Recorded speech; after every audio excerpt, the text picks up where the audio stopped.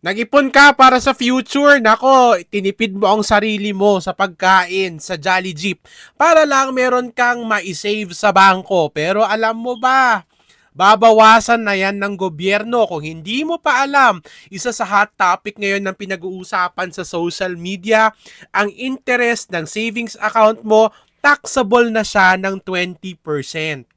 Yes, Ibanagans, kahit 100 pesos lang ang kinita ng interest ng savings account mo, automatic, babawasan yan ng gobyerno. Hindi mo na makikita ang buong interest by the end of the year. Automatic, halimbawa kung 100 pesos ang kinita, 80 pesos na lang ang matitira sa'yo. Ito yung nakakalungkot, Ibanagans, kasi napakaliit na nga ng interest na kinikita ng ating mga savings account, pero babawasan pa nila. Parang unfair, no?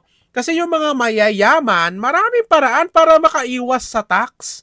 Meron silang ibang-ibang mga sistema ng pagmamaniubra ng tax tulad ng tax shield, investment, corporation, etc., etc., etc. Yung iba nagdo-donate sa simbahan.